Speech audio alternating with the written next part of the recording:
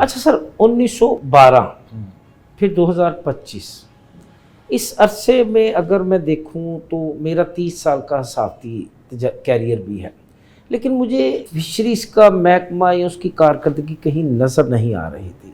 लेकिन 2025 से 2026 तक ये महकमा यकायक सामने आ गया। कोई तिलिस्माती काम किया सर?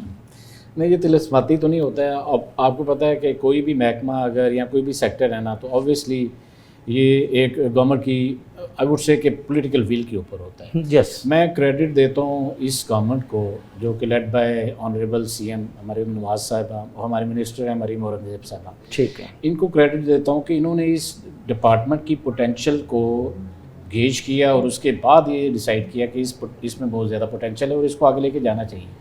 अगर आप देखें ना, तो फूड सिक्योरिटी जो है ना, वो ओवरऑल पूरी दुनिया का एक मसला है कि फूड प्रोडक्शन, अगर कोई भी मुल्क अगर सेल्फ सफिशिएंट है तो वो ऑब्वियसली वो फिर उसके बाद वो बाकी ऑनवर्ड जो है अपनी एक्सपोर्ट्स वगैरह करता है और सारी चीज़ें। फूड सिक्योरिटी के अगर पूरे उसमें आप देखें, दायराकार में देखें, तो 3 जो सेक्टर्स हैं ना, जो कि सब सेक्टर्स हैं, वो इसमें आते हैं। नंबर 1 एग्रीकल्चर, अच्छा जी, नंबर 2 लाइफ स्टॉक और नंबर 3 फिशरीज। अभी अगर आप देखें तो एग्रीकल्चर के ऊपर काफ़ी फोकस रहा है कई गवर्नमेंट्स का, उसके बाद लाइफ स्टॉक पे भी काफ़ी काम हुआ, मगर इस पे नहीं, फिशरीज पे काम नहीं हुआ। अच्छा, ये तो एक डेड डिपार्टमेंट था। नहीं, डेड आप नहीं कहेंगे, काम तो ज़रूर हुआ है, लेकिन ये अपनी एक रफ्तार के साथ चलता रहा है। उसकी रीज़न ये कि जब forestry, wild life and fisheries आता है तो फिशरीज आखिर में आता था, आखिर में वो इसलिए प्रायोरिटीज़ जो ना वो चेंज हो जाती थी। फॉरेस्ट्री और वाइल्ड लाइफ की तरफ ज़्यादा फोकस था, फिशरीज की तरफ नहीं था।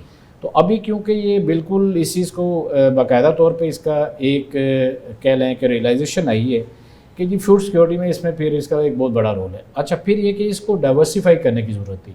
ये सिर्फ फ़िश के ऊपर नहीं रहना चाहिए था, इसमें बाकी फिशेस प्रोडक्ट्स और भी आने चाहिए थे। तो एक मैंने जिस तरह बताया, मैं आगे भी आपको बताऊँगा, श्रिम्प का जो है वो प्रोडक्शन स्टार्ट होगी। अच्छा, फिर ये क्या है, ये ज़रा थोड़ा सा मैं ज़रा तफसीली, क्योंकि हमें तो सिर्फ रोहू का पता है, मली मछली का पता है, ट्राउट का भी थोड़ा सा पता है, ये कोई गिने चुने नाम है।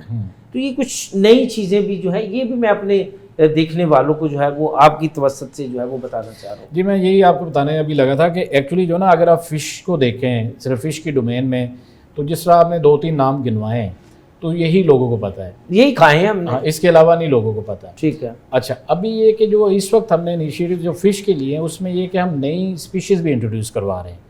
फॉर एग्जांपल, अगर आप अभी कहीं भी किसी रेस्टोरेंट में जाते हैं तो आपको बगैर कांटों वाली जो मछली मिलती है वो बेसिकली कैट फिश होती है। अच्छा जी, जिसमें कांटे नहीं होते। अच्छा, कैच फिश वो है कि जो जिसकी रेयरिंग थोड़ी मुश्किल होती है। उसकी रीज़न है कि उसका कार्निवोरस एक बिहेवियर होता है कि वो जब एक दूसरे को खाते हैं, उसका बड़ा मुश्किल से वो रेयरिंग होती है और रेयरिंग के बाद फिर आगे जाके इसकी प्रोडक्शन।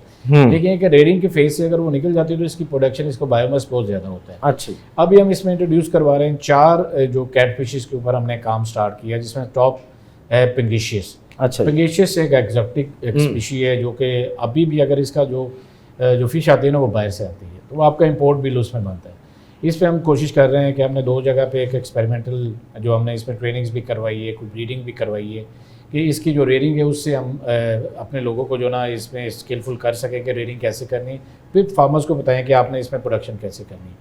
सेकंड है आपकी ये जो लोकल यहाँ पे स्पीशी है, जैसे मल्ली है, संगाड़ी है, ये भी कैट फिशेस में आती है, लेकिन ये नेचुरली ब्रीड करती है और नेचुरल वाटर बॉडीज़ में करती है, इसकी इस तरह फार्मिंग ऐसा नहीं है। तीसरी है अमेरिकन कैट फिश, उसको इक्टालोरस पेंटेक्टस कहते हैं, उसका भी इसी तरह, उसके हम ट्रायल अभी ये कर रहे हैं। फ़िश में हम ये लेके आ रहे हैं और फिर ट्राउट के ऊपर हम स्पेशली और बड़ा काम कर रहे हैं। अच्छा, इन सबको अगर हमने जो डेवलपमेंट के पॉइंट ऑफ व्यू से देखें तो अभी हम 6 एक्वा बिजनेस हब्स बना रहे हैं। अच्छा जी, 6 जी 6 एक्वा। कहाँ सर? ये लाहौर में बन रहा है जो हमारा मुनावा कम्प्लेक्स है, फिर एक हमारी एक्चुअली फर्रुखाबाद में वहाँ पर बन रहा है। इसके अलावा छनावा बहुत बड़ा एक हमारा सेटअप है, अच्छा, वहाँ पे एक्वा बिजनेस हब बन रहा है। फिर रावल टाउन, रावलपिंडी के एरिया में वहाँ पर एक हैचरी बन रही है। सरगोदा में एक बड़ी, हम अलग से ही एक पूरा एक्वा बिजनेस हब जो ना पेंगेशियस और तलापिया का हम इस्टेब्लिश करने जा रहे हैं। और लास्टली साउथ में खानेवाल में एक बना रहे हैं। उसका पर्पज़ ये है कि वहाँ पे पूरी की पूरी वैल्यू चेन हो, क्योंकि अभी इस वक्त ये, जिस तरह मैंने पहले भी कहा कि ये पूरा सेक्टर जो ना अनरेगुलेटेड है। किसी ने कोई फार्म बनाना है, किसी ने कोई फीड मिल बनानी है, किसी ने कोई प्रोसेसिंग बनाना है, या इवन हैचरी भी बनानी है, कोई स्टैंडर्ड्स डिफाइन नहीं है।